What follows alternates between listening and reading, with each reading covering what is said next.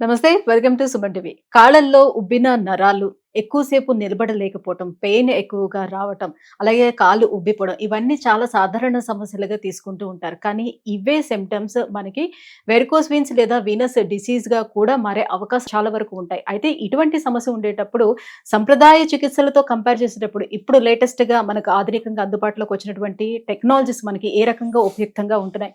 అవి యూజ్ చేయటం వల్ల ఎన్ని బెనిఫిట్స్ మనకుంటాయి? ఎలాంటి టెక్నాలజీస్ అందుబాటులో ఉన్నాయి? ఈ విషయాలన్నీ కూడా డిస్కస్ చేసేద్దాం. మనతో పాటు ఉన్నారు interventional radiologist doctor Arjun Reddy గారు from Rivia vascular hospital Gachibowli. Hello sir. Sir, varicose veins ఈ మధ్య కాలంలో చాలా ఎక్కువ మందిలో కనిపిస్తున్నటువంటి సమస్య. సో కొంతవరకు అవగాహన కూడా చాలా మందికి వచ్చిందని చెప్పుకోవచ్చు. అయితే ఈ వెరికోస్ వెయిన్స్ కి వీనస్ డిసీజ్ కి ఏంటి డిఫరెన్స్ ఈ రెండిటికి? వారికోస్ వెయిన్స్ అనేది ఒక వీనస్ డిజీజ్ అండి. వీనస్ సిస్టమ్ అంటే బాడీలో రెండు ప్లంబింగ్ సిస్టమ్ లాగా ఉంటుంది. సో బేసిక్ గా బాడీలో ఒక ఉండే ప్లంబింగ్ సిస్టమ్నే మనము వాస్కులర్ సిస్టమ్ అని అంటాం. సో ఎందుకు ప్లంబింగ్ అని నేను ఎగ్జాంపుల్ ఇస్తున్నానంటే అది మన సాధారణంగా ఈజీగా అర్థం చేసుకోవచ్చు. గుండె నుంచి బయటకు వచ్చే పైప్స్ ని మనం ఆర్టరీస్ అని అంటాము. సో ఏదైతే ఈ ఆక్సిజనేటెడ్ బ్లడ్ లంగ్స్ లోకి వెళ్ళి ఆక్సిజనేట్ అయ్యి హార్ట్కి వచ్చి హార్ట్ నుంచి పంప్ చేసే బ్లడ్ ఫస్ట్ ఆర్టరీస్ అనే ఒక పైప్స్ లో వెళ్తాయి. ఈ ఆర్టరీస్ ద్వారా ప్రతి బాడీ పార్ట్ కి ఈ ఆర్టరీస్ వెళ్ళి ఆక్సిజనేటెడ్ బ్లడ్ సప్లై చేస్తాయి. సో ఒక్కసారి ఆ ఆక్సిజనేటెడ్ బ్లడ్ వాడుకున్న తర్వాత బాడీ తిరిగి మళ్ళీ హార్ట్ కి పంపించే సిస్టమ్ నే వీనస్ సిస్టమ్ అని అంటారు. సో వీనస్ సిస్టమ్ లో మనం ఒక పంప్ సిస్టమ్ లాగా ఏం ఉండదు. ఫర్ ఎగ్జాంపుల్ హార్ట్ అనేది పంప్ చేస్తుంది కాబట్టి బ్లడ్ కిందకి అందుతుంది. బట్ కిందకి అందిన బ్లడ్ మళ్ళీ తిరిగి గుండెకి రావాలంటే ఒక పంప్ ఉండాలి కదండి. సో ఆ పంప్స్ అనేవి ఉండవు. కానీ బాడీ కొన్ని బ్యూటిఫుల్ సిస్టమ్స్ ద్వారా ఆ బ్లడ్ ని తిరిగి గుండెకి పంపించే కొన్ని సిస్టమ్స్ ఉంటాయి. So one of the thing ఏంటంటే వెయిన్స్ లో వాల్వ్స్ అనే ఒక తలుపుల్లాగా ఒక డోర్స్ లాగా ఉంటాయండి. ప్రతి ఫ్యూ సెంటీమీటర్స్ కి ఈ వాల్వ్స్ అనేవి ఉంటాయి. సో ఈ వాల్వ్స్ ఏం చేస్తాయి, బ్లడ్ ని ముందరికే పంపిస్తాయి. వెనకాలకి తిరిగి వచ్చినప్పుడు అవి క్లోజ్ అయిపోతుంటాయి. సో ఇది ఒకటి. ప్లస్ కాళ్ళలో కానీ చూస్తే క్యాఫ్ మన మజిల్స్ ఉంటాయి అనుకోండి, ఆ మజిల్సే పంప్ లాగా బిహేవ్ చేస్తాయి. సో అది పంప్ చేసినప్పుడు ప్లస్ ఈ వాల్వ్స్ ద్వారా ఆ బ్లడ్ తిరిగి గుండెకి వచ్చేటట్టు ఒక నార్మల్ సిస్టమ్ ఉంటుంది. సో ఈ సిస్టమ్ ని వీనస్ సిస్టమ్ అని అంటాం. సో వారికోస్ వెయిన్స్ అనేది ఈ వీనస్ సిస్టమ్ లో కొంచెం ఏమైనా డిఫెక్ట్స్ వచ్చినప్పుడు, ఏమైనా డిస్ఫంక్షన్ వచ్చినప్పుడు వారికోస్ వెయిన్స్ అనేవి ఏర్పడతాయి. సో ఎవరిలో చూస్తాం వారికోస్ వెయిన్స్ అనేది? ఎందుకు వస్తాయి? ఎందుకు ఎక్కువగా ఈ సిట్టింగ్ పొజిషన్ లో కూర్చున్న జాబ్స్ ఎవరైతే చేస్తారో వాళ్ళలో ఎక్కువ కనిపిస్తాయని చెప్తారు? ఏం జరుగుతుంది బాడీలో? సో ఈ వారికోస్ వెయిన్స్ అనేది ఒక వీనస్ సిస్టమ్ లో వచ్చే ఒక డిస్ఫంక్షన్ చెప్పినట్టు. సో బ్లడ్ సప్లై ఎప్పుడైతే కిందకి చేరిన బ్లడ్ సప్లై కాళ్ళ నుంచి మళ్ళీ తిరిగి పైనకి వెనకాలకు వచ్చేటప్పుడు సరిగ్గా బ్లడ్ రిటర్న్ అవ్వకపోతే వాళ్ళకి వారికోస్ వెయిన్స్ అనేవి ఏర్పడతాయి. నేను ఇందాక ఎక్స్ప్లెయిన్ చేసినట్టు ఈ వాల్వ్స్ అనేవి కొంతమందికి ఎక్కువగా మనం కానీ చూస్తే సెడెంటరీ లైఫ్ స్టైల్ ఎక్కువగా ఉండే వాళ్ళకి, ప్లస్ ఒబిసిటీ ఎక్కువ ఉన్న వాళ్ళకి, అండ్ ఎక్కువగా నిలబడే వాళ్ళకి, ఎవరైతే వాళ్ళ ఉద్యోగాల్లో ఎక్కువగా నిలబడాల్సిన అవసరం ఉన్నప్పుడు ఇది కామన్ గా చూస్తుంటాము. ఫర్ ఎగ్జాంపుల్ ట్రాఫిక్ పోలీసుల్లో, టీచర్స్ లో, కుక్స్ లో, అండ్ మా లాంటి డాక్టర్స్ కూడా మేము చాలాసేపు నిలబడతాం కాబట్టి సర్జరీస్ చేసినప్పుడు ఇలాంటి వారికి కూడా ఎక్కువగా చూస్తుంటాము. సో ఈ ప్రాబ్లం ఎక్స్ప్లెయిన్ చేయాలంటే బ్లడ్ ఎప్పుడైతే ఈ ఆక్సిజనేటెడ్ బ్లడ్ మన గుండె నుంచి కిందకి చేరి తిరిగి వెయిన్స్ ద్వారా సరిగ్గా రిటర్న్ అవ్వకపోయినప్పుడు ఆ బ్లడ్ అక్కడ పూల్ అయ్యి కాళ్ళలో ఆ నరాలు ఇంకా వాయడం అనేది కంటిన్యూస్ సైకిల్ అన్నమాట. సో ఆ బ్లడ్ పూల్ అయిపోతున్న వల్ల నరాలు వాస్తుంటాయి. ఈ నరాలు వాసినప్పుడు అక్కడ ఆక్సిజనేటెడ్ డిఆక్సిజనేటెడ్ బ్లడ్ ఏదైతే పూల్ అవుతుందో దాని వల్ల అక్కడ స్కిన్ డ్యామేజ్ అయ్యి, ప్లస్ ఇన్ఫ్లమేషన్ అనేది పెరిగి, ఇంకొంతమందికి అక్కడ స్కిన్ డిస్కలరేషన్ అవ్వడము, ప్లస్ స్కిన్ డ్రై అవ్వడము, అండ్ ఇలాంటివన్నీ అండ్ ఎక్కువసేపు నిలబడినప్పుడు క్రాంప్స్ లాగా రావడము, లేకపోతే నొప్పి రావడము, సాయంకాలం అయ్యే కొద్ది చూస్తే గానీ కాళ్ళ యాంకిల్ చుట్టూరు వాపు రావడము, ఇలాంటివన్నీ చూస్తుంటాము. ఈ అన్ని ఎర్లీ స్టేజెస్ అని చెప్పొచ్చు.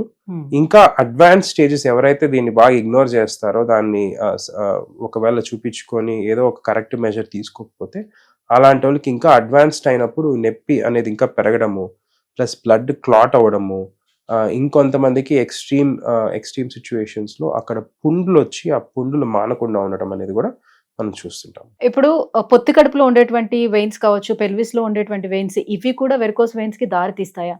ప్రెగ్నెన్సీ తర్వాత ఎందుకు లేడీస్ లో వెరికోస్ వెయిన్స్ ఎక్కువగా మనం చూస్తాం? Yeah, so it's good question. యాక్చువల్గా పెల్విక్ వీనస్ కంజెషన్ అని ఇంకొక కండిషన్ కూడా ఉంది. ఎట్లయితే కాళ్ళలో ఈ వారికోస్ వెయిన్స్ అనేవి వస్తాయో, కొంతమంది ఉమెన్ కి పెల్విస్ లో కూడా అంటే మన ఈ యూట్రస్ ఓవరీ చుట్టూరు ఉండే వెయిన్స్ కూడా వాసే అవకాశం ఉంటుంది. సో ఇది వాసినప్పుడు కొన్ని ఇంటర్ కనెక్షన్స్ కూడా, కాళ్ళకి ఇంటర్ కనెక్షన్స్ ఉంటే కొంతమందికి రెండు pelvic Venus congestion plus varicose veins ఉండే సిచ్యువేషన్స్ కూడా చూస్తుంటాము. సో అది అందరికీ ఉండకపోవచ్చు, బట్ డెఫినెట్లీ ఎస్, ఉమెన్ లో కొంచెం ఇన్సిడెన్స్ ఎక్కువ ఉంటుంది.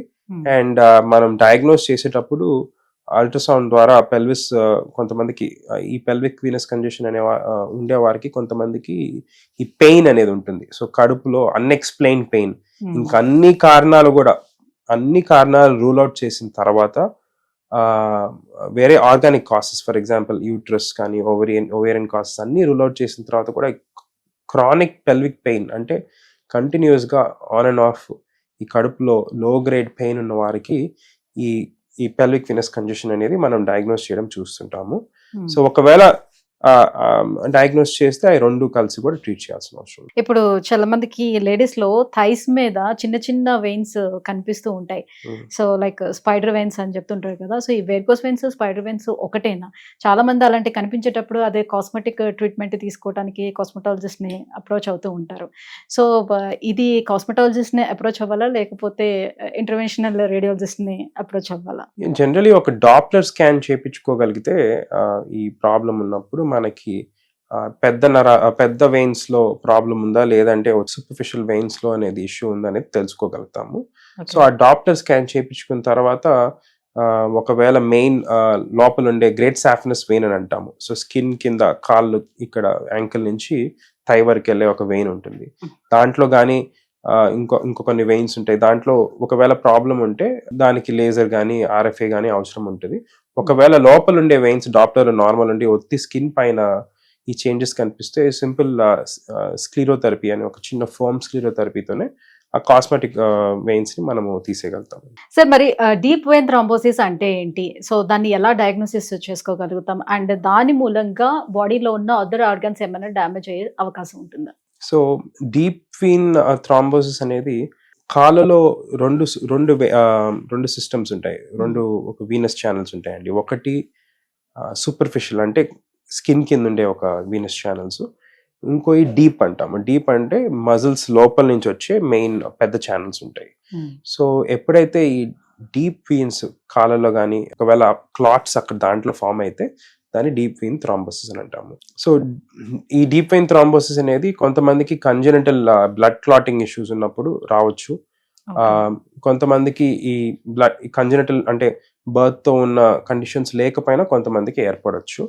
సో అది ఒకవేళ ఈ డీప్ వెయినస్ థ్రాంబోసిస్ అయినప్పుడు ఒక ఇంటర్వెన్షన్ రేడియాలజిస్ట్ దగ్గర కానీ వాస్కులర్ సర్జన్ దగ్గర కానీ వెళ్ళగలిగితే వాళ్ళు పర్టికులర్ కాజ్ అనేది ఎవాల్యుయేట్ చేస్తారండి. సో కొంతమందికి ఈ డీప్ వెయినస్ థ్రాంబోసిస్ అనేది లెఫ్ట్ సైడ్ ఎస్పెషల్లీ వచ్చినప్పుడు మేము మేథన్ సిండ్రోమ్ అని ఒకటి అంటాం. మేథన్ సిండ్రోమ్ అంటే కడుపులో ఈ వెయిన్ పైన వేరే ఆర్టరీ అనేది ప్రెషర్ పడిన దానివల్ల కొంతమందికి డీప్ వెయినస్ థ్రాంబోసిస్ వస్తుంది. సో ఇట్లా వచ్చినప్పుడు దానికి ఒక ఎంఆర్ఐ కానీ సిటీ స్కాన్ కానీ చూసి అలాంటి ఇష్యూస్ ఏమైనా స్ట్రక్చరల్ కాజెస్ ఏమైనా ఉంటే ఆ వెయిన్ కి బ్లాక్ ఉన్న దగ్గర స్టెంట్ పెట్టినప్పుడు ఇలాంటి మళ్ళీ ఫ్యూచర్ లో కూడా రాకుండా అవకాశం ఉంటుంది. అంటే డీప్ వెయిన్ థ్రాంబోసిస్ కి సంబంధించి మనకి లక్షణాలు ఏమైనా కనిపిస్తాయా అసలు దాన్ని తెలుసుకోవడానికి? సో కాళ్ళు సడన్ గా వాయడము, అంటే సివియర్ స్వెల్లింగ్ వచ్చి ప్లస్ పెయిన్ ఉండడము, అలాగే రెడ్డిష్ డిస్కలరేషన్, కాళ్ళు రెడ్డిష్ డిస్కలరేషన్ అయినా, సో ఈ కామన్ గా చూస్తుంటామండి. సో ఈ చూసినప్పుడు ఒక క్లినిషియన్ దగ్గరికి వెళ్తే ఫస్ట్ ఒక డాప్లర్ స్కాన్ చేయించేసి ఒకవేళ క్లాట్స్ ఉంటే దాని తర్వాత based on specialist opinion either CT scan అవసరమా, ఎంఆర్ఐ అవసరమా, లేదంటే డైరెక్ట్గా ప్రిడామినెంట్గా ఈ డీవీటీ ఉన్న వాళ్ళకి చాలా మందికి ఒక 80-90% వాళ్ళకి జస్ట్ మెడికల్ మేనేజ్మెంట్తోనే ఆ ప్రాబ్లం తగ్గిపోతుంది. అందరికీ ఏం ప్రొసీజర్స్ అవసరం ఉండవు. ఓన్లీ కొంతమందికి ఎవరికైనా ఒకవేళ నేను చెప్పినట్టు ఈ స్ట్రక్చరల్ కాస్ట్ అక్కడెక్కడైనా పైన బ్లాక్స్ ఉంటే కానీ వాళ్ళ వరకే మనం ప్రొసీజర్స్ అడ్వైస్ చేస్తాము. ప్లస్ కొంతమందికి ఈ డీవీటీ అని డీప్ వెయిన్ థ్రోంబోసిస్ అనేది కాళ్ళ నుంచి కడుపుకి కింద భాగం వరకు కూడా ఎక్స్టెండ్ అయ్యే అవకాశం ఉంటుంది. సో ఆ ఎక్స్టెంట్ అనేది కూడా మనము ఇమేజింగ్ లో తెలుసుకొని ఆ ఎక్స్టెంట్ బట్టి కూడా మనం ట్రీట్మెంట్ డిసైడ్ చేస్తామండి. సో డీప్ వెయిన్ థ్రోంబోసిస్ తో ఉండే పెద్ద సీరియస్ కాంప్లికేషన్ ఏంటంటే ఆ క్లాట్ ఏదైతే ఉంటుందో కడుపు ఆ వెయిన్స్ లో ఉండే క్లాట్ బ్రేక్ అయ్యి కొన్నిసార్లు మనం లంగ్స్ లో ఉండే కొన్ని రక్తనాళాల్లో పోయి పల్మనరీ ఆర్టరీస్ అని అంటాము.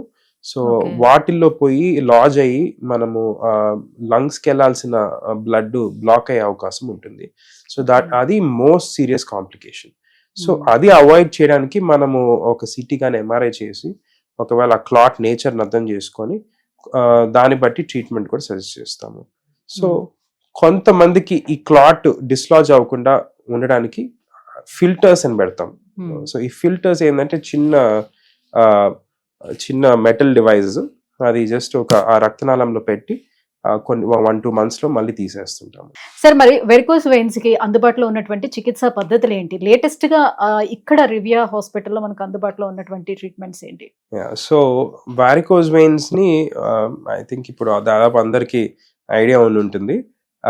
ఇంతకు ముందు దాన్ని సర్జికల్ గా అంటే way back 20 years back 15 years back, ఇప్పుడు ఇంకా కొంతమంది అవుట్ ఆఫ్ హైదరాబాద్ కొన్ని చిన్న ఊర్లో కూడా ఇప్పుడు కూడా ఈ స్ట్రిప్పింగ్ అనేది చేస్తారు. అంటే ఆ వెయిన్ ని ఒక కట్ చేసి ఆ వెయిన్ ని తీసేయడం అనేది చేస్తుంటారు. సో మనకి తెలిసి ఇప్పుడు ఆల్మోస్ట్ ఒక 20 years నుంచి కూడా ఈ pin hole image guided procedures, అంటే ఒక చిన్న పిన్ హోల్ తోనే అల్ట్రాసౌండ్ గైడెన్స్ వాడి ఈ వెయిన్స్ ని స్ట్రిప్పింగ్ అవసరం లేకుండా, ఏం కట్స్ అవసరం లేకుండా మనము ఆ వెయిన్స్ ని క్లోజ్ చేయగలుగుతున్నాము. సో మల్టిపుల్ టెక్నాలజీస్ ఉన్నాయండి అది చేయడానికి. సో మనకు తెలిసిన లేజర్ అని ఒకటి ఉంటుంది, అది కాకుండా రేడియో ఫ్రీక్వెన్సీ అబ్లేషన్ ఒక టెక్నాలజీ ఉంది. ఇప్పుడు కొత్తగా లాస్ట్ 4-5 years నుంచి మనం ఈ గ్లూ అనేది వీనసీల్ గ్లూ థెరపీ అనేది కూడా చూస్తున్నాము. సో ఈ మూడిటి కంపేర్ చేసుకుంటే